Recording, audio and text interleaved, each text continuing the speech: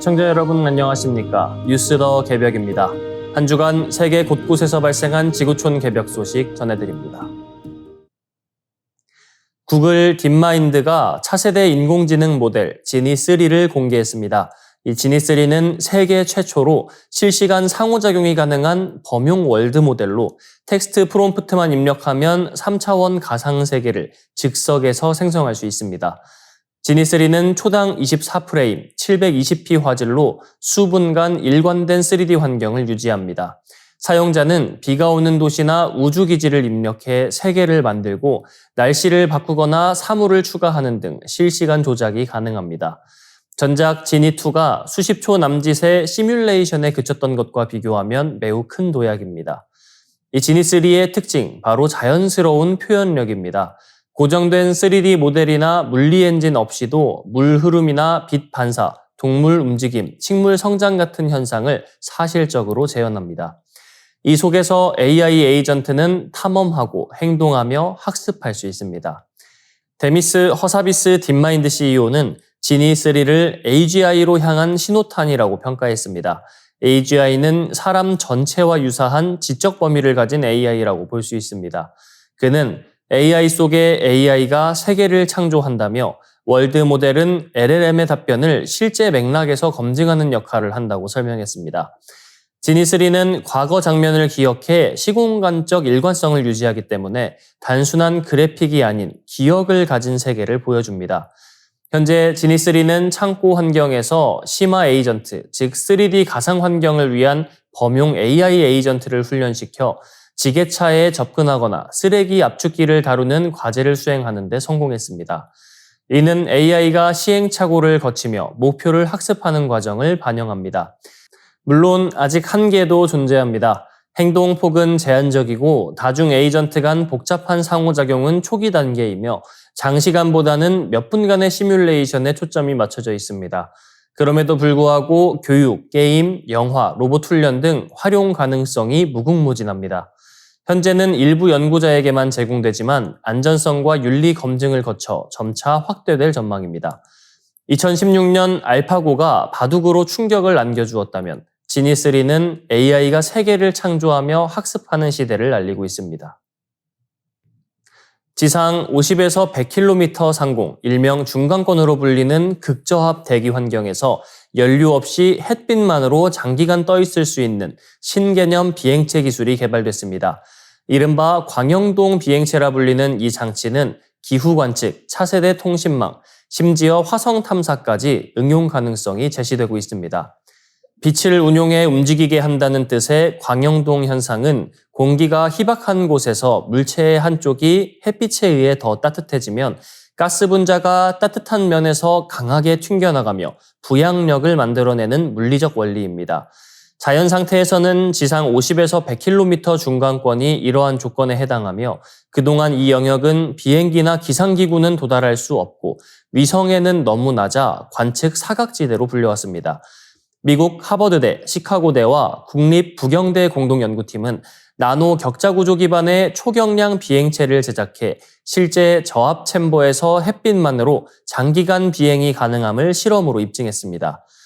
연구팀은 두께 100나노미터 산화 알루미늄 방막 2개 층을 수직 지지대로 연결한 뒤 하층에 크롬을 증착해 햇빛을 받으면 상하층 간 열 차이가 발생하고 이로 인해 광영동 부양력이 형성되는 원리를 구현했습니다.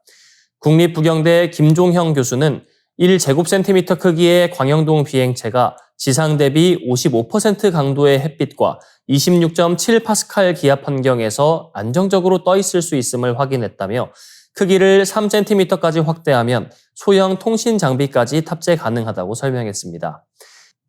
연구팀은 향후 비행체를 10cm 수준까지 확장할 수 있으며 경량화된 관측 장비를 탑재해 기상풍선 등을 이용해 중간권에 배치하는 것도 가능하다고 전망했습니다. 특히 화성 대기의 압력 환경이 지구 중간권과 유사해 이 기술은 화성 탐사에 유망한 대안으로 꼽히고 있습니다. 현재 화성에 1kg을 운송하는 데 10만 달러 이상이 소요되기 때문에 소형 경량의 광영동 비행체를 활용하면 발사 비용 절감 효과도 클 것으로 기대됩니다. 시카고대 데이비드 키스 교수는 실제 대기에서 비행 가능한 광영동 비행체가 개발된 것은 이번이 처음이라며 햇빛으로 구동되는 이 장치는 상층 대기 탐사뿐만 아니라 미래에는 화성이나 타 행성에서도 비행할 수 있을 것이라고 강조했습니다. 태평양 전쟁이 끝난 직후 일본 정부가 자국 여성들을 대상으로 성적 방파제 역할을 강요했던 사실이 다시 조명되고 있습니다.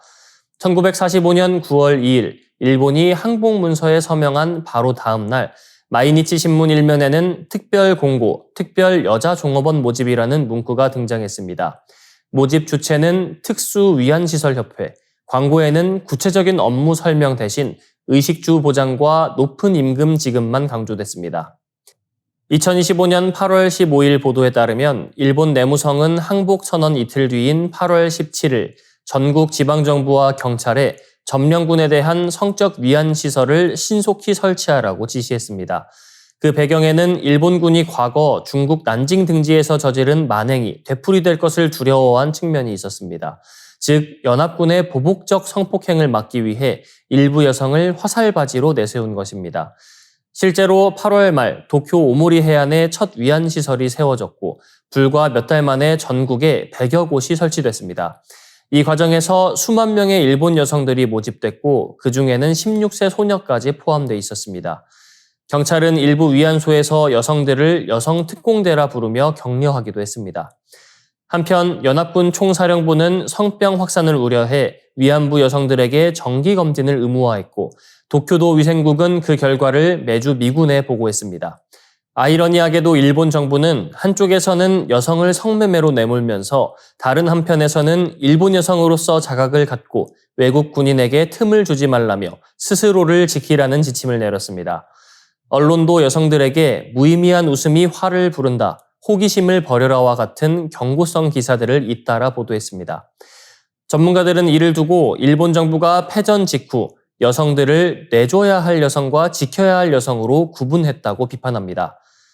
히라이 가즈코 이치가와 대학 개건연구원은 군대에서는 용맹한 남성성이 칭송받고 이 남성성을 떠받치는 건 여성성이 요구된다며 여성의 역할이 아이를 낳고 키우는 어머니와 전투에서 지친 남성을 위로하는 역할로만 이분화하는 것이라고 지적했습니다.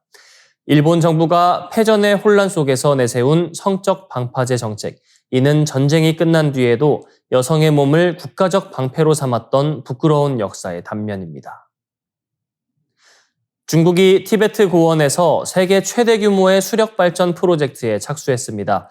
산샤댐의 3배 규모인 초대형 댐 건설입니다. 리창 중국 총리는 이 사업을 세기의 프로젝트라 칭하며 지난주 직접 착공을 선언했습니다. 이번 댐은 인도 브라마푸트라강 상류이자 방글라데시 자무나강으로 이어지는 얄룽 창포강에 건설되며 5곳의 계단식 발전소에서 최대 70기가와트의 전력을 생산할 계획입니다. 이는 폴란드 전체 발전 용량을 넘어서는 규모로 연간 3천억 킬로와트시 전력 생산이 가능하다는 전망입니다. 총 투자액은 230조 원에 달해 과거 산샤댐 건설비의 4배에 이르는 천문학적 사업입니다. 그러나 이미 태양광과 풍력에서 세계 1위를 달리는 중국이 왜 다시 수력에 집착하는지 의문이 제기됩니다. 전문가들은 이번 프로젝트가 단순한 에너지 확보를 넘어 도로, 철도 건설을 포함한 대규모 인프라 투자, 경기 부양, 중공업 수요 확대라는 다층적 목적을 담고 있다고 분석합니다. 실제로 매년 23조 원이 투입돼 2035년까지 이어지며 중국 GDP 성장률을 연평균 0.15% 끌어올릴 수 있다는 전망도 나왔습니다. 문제는 지정학적 파장입니다. 얄룽 창포강은 히말라야를 관통해 인도와 방글라데시로 이어지는 국제 하천입니다. 1962년 중인 전쟁 당시 주요 전장이었고 지금도 국경 분쟁이 이어지는 곳입니다. 인도는 중국의 댐이 물 부족을 유발하고 나아가 물폭탄으로 안보 위협이 될 수 있다며 강하게 반발하고 있습니다. 중국은 주권 범인의 사업일 뿐 하류에는 악영향이 없다며 반박했지만 이미 메콩강 상류에 11개의 댐을 지어 동남아 국가들의 물 부족을 가중시킨 전례가 있습니다.